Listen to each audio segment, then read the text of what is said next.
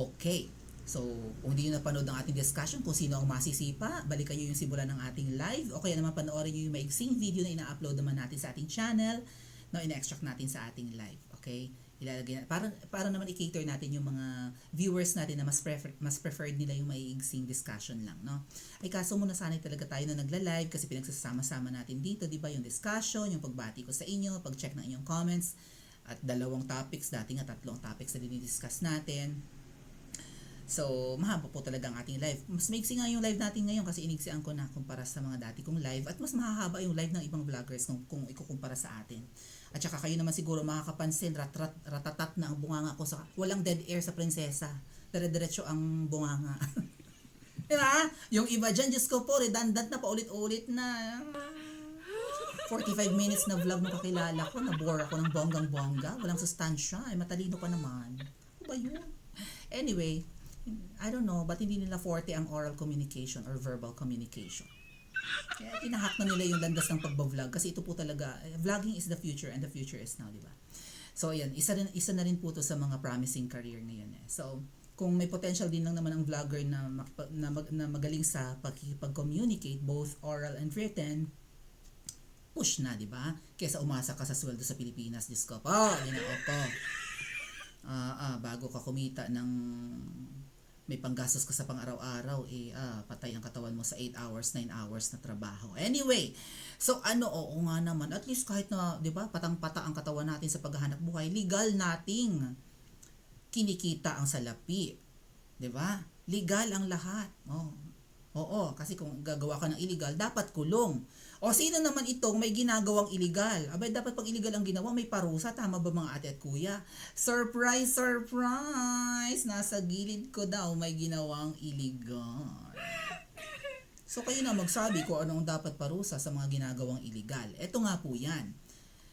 At ang nasagasaan po dito ay ang mga kababayan natin from Mindanao. At ito nga po yung na-discuss na rin ni PRRD the other day. Okay? Nasagot niya, tanong po sa kanya ni Spoke Salpanelo patungkol sa issue ng Maguindanao or Maguindanao. Pero ang pronunciation po ng mga taga Mindanao, Maguindanao yun eh. Ayan. So, hati ang Maguindanao, Norte and Sur. So, di ba? Hilaga, Timog. May taga Norte, pero nutil, may taga-sur pero brilliant, no? Mana sa ama. Former PRRD on PBBM's appointment of the governor, it is illegal. President Bongbong Marcos Jr., kapwa mo Pangulo ng Pilipinas ang nagsasabing may illegal kang ginawa. Patungkol po ito siguro sa isang gobernador na nag-appoint siya pero meron pa namang nakaupo na gobernador. Ganon. Ay, bakit? Pero sa tingin ko kung ako tatanungin nyo, hindi si PBBM ang ganon, ang gumagawa ng mga ganyang kapalpakan. Pagka mag-a-appoint, meron namang governor yung isang part ng Maguindanao. Baka involved na naman dyan yung malaki ang tiyan. Marami po talaga kasi silang pinagkautangan ng loob nung nakaraang election At ganito nila yun susuklian. Anyway, basahin po natin yung article ng SMNI patungkol dito sa sinabi ng Pangulo. Naku, PRRD versus PBBM. Ay alam niyo naman ang ang dati nating Pangulo, prosecutor, hindi lang abogado, di ba? So nakakaintindi ng layi or law. Layi, salitang Bisaya po yata yan. Or maybe Spanish, di ba? Dating abogado, dating prosecutor, dating presidente, tinawag ang kasalukuyang presidente na illegal ang ginawa mo. Imik! Laging walang imik ang ating Pangulo ngayon. Guilty much? Ay kapag ka nakikriticize ka ng predecessor mo, imik-imik. Right? Ang dami niyang isyong, ikaw ba ka talaga PBBM ang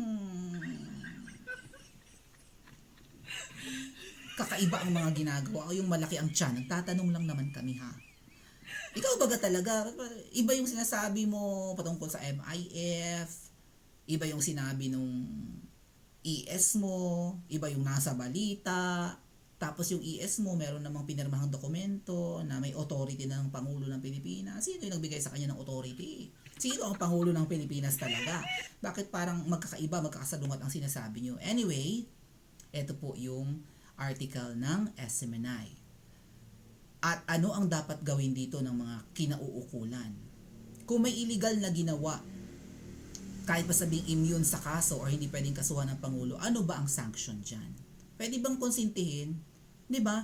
Kung illegal ang droga, may parusa kapag gumamit ka or nagtulak ka. Kung illegal ang, ano pa ba? Pamumutol ng puno sa kabundukan, illegal logging, right? Dapat maparusahan ang mga illegal loggers. Kung illegal ang magdala ng armas, lalo ngayon, election, right? May liquor ban, may ban din sa pagdala ng firearms kasi election. O, ay kapag may nagdala, nakukulong ah. Kapag nahulihan ka ngayon na may dala kang firearms, kulong ka. Wala nga yatang piyansa eh, palakasan nga lang. Kung malakas ka, di labas ka kaagad. O ganun din sa droga, ang droga non-bailable eh. Illegal ang substance na yan, eh bakit? May mga nakakalabas, may mga nakakalusot. Ay talaga namang napakalamya yata ng gobyerno ngayong mga ate at kuya. Ibang level. O anyway, ito yung article. The appointment of President Bongbong Marcos Jr. to the Governor of Maguindanao del Norte, yung itaas, is illegal according to former President. Yan nga dati, kapwa mo Pangulo nagsasalita. Abay, umimik ka PBBM. Ikaw ba ang may gawa nun o hindi? Right? Baka yung malaki ang tiyan eh. Oh, to me, the appointment is illegal. Now, if the President appointed the Governor, it's wrong. He is going against the law. Nilalabag mo ang batas. Saan ka nakakita, Pangulo ng Pilipinas, lumalabag sa batas? Ano dapat ang parusa? Kung kayo, may nakita kayong pusa na naghahalikwat doon or may nakita kayong kuting na humahalikwat ng ulam sa lamesa, anong gagawin nyo? Illegal yung ginagawa niya. Ulam nyo yun eh. Isang linggong ulam nyo yun. Yung tuyo. Diba? Batuhin nyo yung pusa. Sipain ang pusa sa pwesto. I mean, sa lamesa. And then, yun nga po, response niya sa gikan sa masa, response sa tanong ni Spokespanelo tungkol sa controversial issue ng Maguindanao del Norte. Papshi, ako nagpunta rin ako ng Mindanao bago mag-pandemic. Durug na durug pa ang Marawi noon. Papshi, ako na nagsasabi sa iyo, mahal na mahal ka ng mga taga Mindanao. Pero yung mga kakilala ko sa lugar sa Mindanao na narating ko, ako nga ay takot na takot makipag-chat sa kanila, no, or mag-reply sa kanilang message kasi sabi ko, naku, ang mga Muslim at mga taga Mindanao, Marcos yan eh. Kasi ang daming mga proyekto no ng tatay, di ba, ng President Marcos Sr. Love ng mag-asawa, Madam Imelda, tsaka yung dating Pangulo. Ang Mindanao, hindi nila pinababayaan. So, sikat at, di ba, malakas ang mga Marcos sa Mindanao. Kaya yung mga kaibigan kong Muslim, nung ngayon ako yung bumaligtad, nagbi-message sila sa akin, kinakabahan ako, baka mamaya awayin ako, Muslim pa naman, di ba? Tapos bumaliktad na ako. To my surprise, yung mga kakilala kong Muslim, anti-Marcos na rin ngayon. Marami ng mga kababayan natin in Mindanao ang galit at hindi natutuwa sa trabaho mo, PBBM. What are you doing?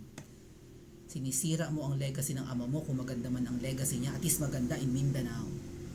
Di ba? Bakit iba ang performance mo sa performance ng tatay mo? At ngayon, hindi lang performance ng tatay mo ang kakaiba, ang ginagawa mo'y kakaiba at pinupulaan ng dating at saka sinasabi pa ng sinundan mo kasi PRRD na illegal ang ginawa mo. Aba, lagot ka sa mga taga Mindanao. Ha? Sana aware ang taga Mindanao na ang salarin dito or isa sa mga matinding salarin ay yung malaki ang tiyan. Baka doon dinadala ng pusa yung mga nahahalikwat niya sa lamesa ng mga tuyo or mga ulam, no? Pinapakain niya doon sa ahas na malaki ang tiyan. Binubusog ng pusa yung ahas, charot. Ano sabi? Ayan. 2 governors acting Governor Aini babae. Sinsuwat and Governor Abdul Rauf Makakua, who was appointed by the President, yung Abdul Rauf yung inappoint. But despite this, the said place has no treasurer. So kung walang treasurer, di on hold rin yung kanilang budget. Ganun yun. Ang Mindanao ay nahati sa dalawang probinsya, Maguindanao del Norte and Maguindanao del Sur, under, nasa batas, Republic Act 11550. Sabi ng batas, kung sino ang manalo sa nakaraang Maguindanao, iba yung kanilang sistema, pero nasa batas natin. Sino ang nanalo sa nakaraang Maguindanao local elections as Vice Governor, siya dapat ang temporaring acting Governor of Maguindanao del Norte. Ay gano'n naman talaga, kaya nga may Vice Governor. Right? Kung may Vice Governor, yun yung, kaya nga may Vice President eh. Kung hindi magagampanan ng President yung tungkulin niya, ang Vice President ang magte-take over. O ganun din naman, kung, di ba, kung sino ang nanalo sa nakaraang elections na Vice Governor, siya dapat yung tumayong gobernador ng Maguindanao del Norte. Sinabi ng batas, sabi ni PRRD,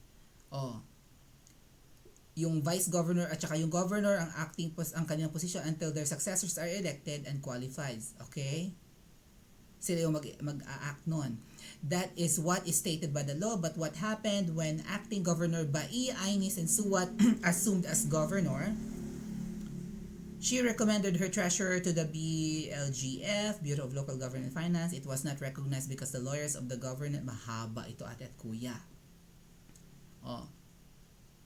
So, hindi nire-recognize ang treasurer at ayaw ding i-recognize ang acting governor. Masalimuot ito. Pero may batas na dapat sundin. Sabi daw ng Korte Suprema, si Bai Aini Sensuat Bai Aini Sensuat assuming the position of acting governor is valid. However, it's not being recognized by the government. Valid sabi ng Korte Suprema. Abay, may kakampi? Ganun, may kakampi ang PBBM sa ginawa niyang illegal? Korte Suprema? Magulo. Anyway, hindi pwede eh. Ang Korte Suprema kasi, valid. Ay, pinaltan nga pala si Bai. Valid naman pala, sabi ng Korte. Korte na nagsabi, kataas-asang hukuman. Valid yung pag-upo niya. Bakit hindi ni-recognize ng gobyerno ni PBBM? At nag-appoint siya ng lalaki. Lalaki, right? Yung ang pangalan ay Abdul Rauf ba yun? What's the name again? Abdul Rauf Makakua. Sabi ng Korte, legal ang pag-upo nung acting governor na babae. Ay bakit nag-appoint ng lalaki ang gobyerno ni Papshi? So my advice to the appointed acting OIC Honorable Makakua, yung lalaki, since the law is clear and the Supreme Court has made its decision, ayun nga, tama tayo.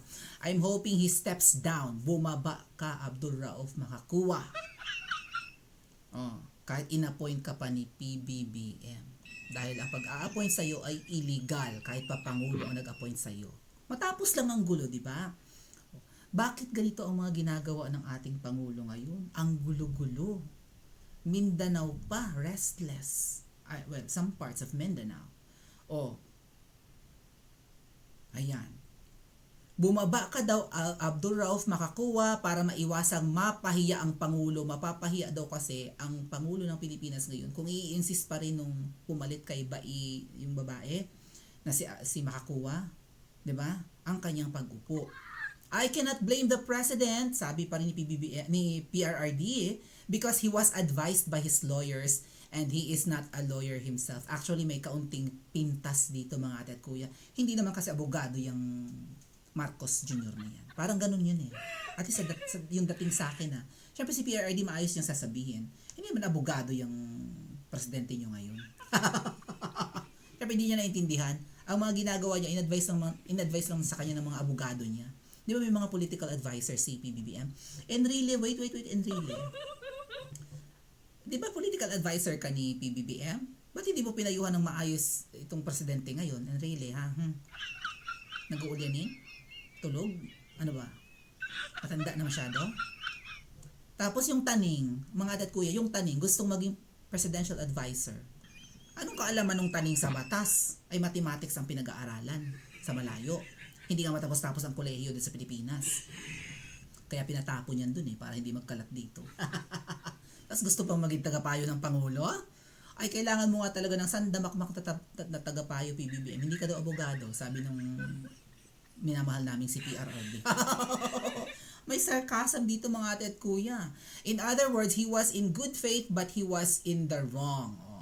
Maganda naman daw ang layunin mo sana, no? Pero mali, illegal. The appointment, with all due respect to the lawyers in government, is null and void. Aroy, null and void. At the inception, sa simula pa lang, because there has no vacancy in position kasi nakaupo nga yung babae, yung bae.